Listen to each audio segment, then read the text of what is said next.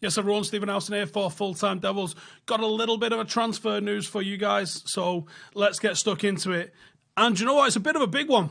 I'm kind of excited by this, but there's something in the back of my mind going, don't get giddy, don't get carried away with this one, because there's every chance that this is going to blow up in our faces. Now, Thomas Muller has been linked to United. Christian Falk, he's the head of football at Sport Bild, which is very well-respected paper in Germany, sports magazine, tweeted earlier this morning that Manchester United have opened interest in Thomas Muller. Now, I find this very interesting because he does fit that Mario Mandzukic mould. He does suit that sort of playmaking, target man's different. He's not Rashford, he's not Marshall, he's not Greenwood, basically. He's not identical to Mandzukic in any stretch of the imagination, but he fits a mould of another style of person who can play up front for United, which I think is very key to what we require going forward. Now, I definitely don't think we'll be buying both of them, so this goes, right then, there's a list. Who's top, who's second, who's third and fourth, because there's probably going to be more on that list. What makes me worry a little bit is that you don't get players out of Bayern Munich that Bayern Munich want to keep hold of. That's a big thing. I don't think you get anybody out of Bayern Munich unless Bayern Munich want you to get hold of them. Are we getting Thomas Muller at the same stage of his career that we got Bastian Schweinsteiger? Well, on one hand, we need leadership. He's definitely that. We need someone who's got the experience of playing at the highest level. He's definitely got loads of that. Is going to the Premier League at this stage of your career where it's a level down in terms of physicality in the Bundesliga, is that a good thing? I don't know. Would Mandzukic, who's probably performing at a slightly higher level at the moment, be a better shout? I don't know. Interesting talk, though. Looks at least like we've actually started to do some work on the recruitment front, which I welcome. Let's see what it yields. But interesting at least. The next big one is that United have reached a £130,000 agreement with Real Zaragoza to sign Spanish wonderkid Mateo Mejia, this fella here off to the side, central midfielder, been impressing in the under-18 side at the moment. The Sun claim, so take it with a fucking massive pinch of salt, like a fistful, that he scored 60 goals for Zaragoza's youth last season. If he's a centre mid that's scoring 60 fucking goals, fucking get the little bastard. Well, I guess we have got the little bastard, so it's happy days. He has been trialling with United since July. 60 goals a season sounds a little bit unrealistic, I will say, especially if he's played centre mid. But we will find out what he's all about. We got Arnaud Puigmal under similar circumstances, age 16.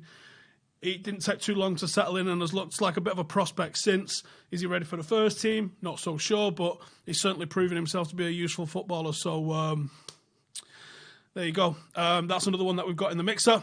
Van der Sar has been talking about United speculation prior to the Ajax and Chelsea game last night. He was saying that he says he's got unfinished business at Ajax before he can make a return to Ajax. He goes, I'm still not finished. We have unfinished business here.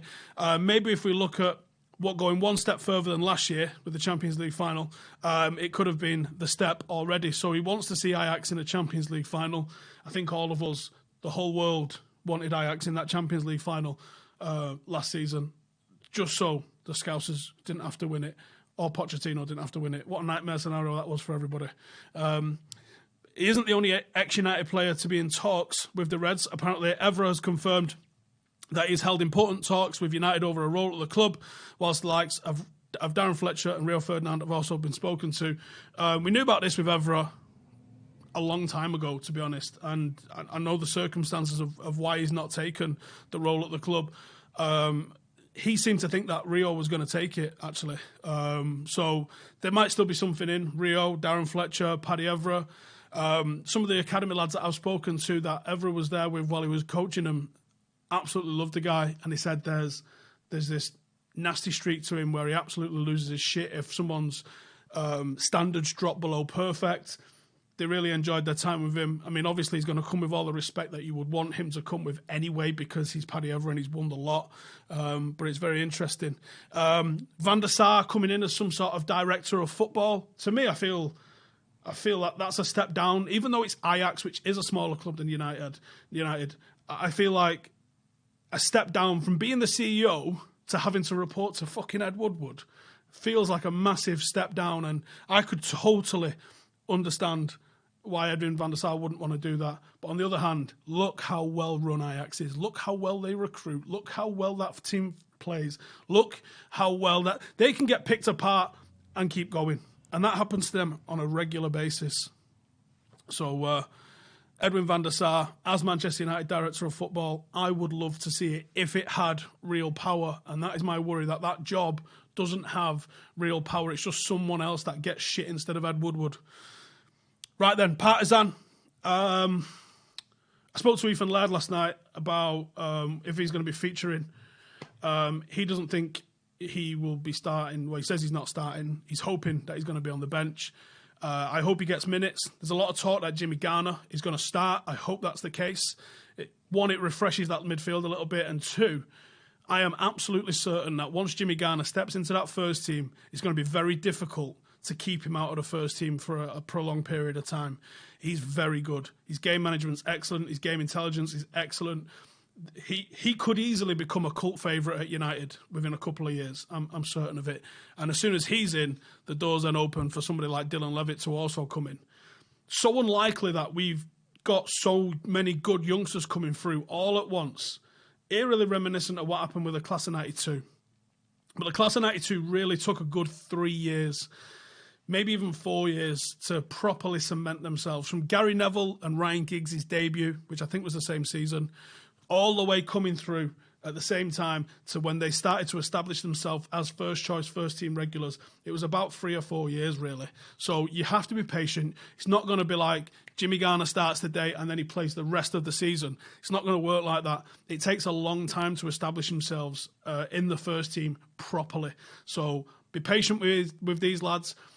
These aren't people that are being overrated by United. Every single kid that's coming through is an international for whichever country they represent. So they're the best of somewhere in a country. So you've got to say, it isn't just us overrating them. Jimmy Garner's captain United and England at every single age group, bar the first team. So that's a player that's well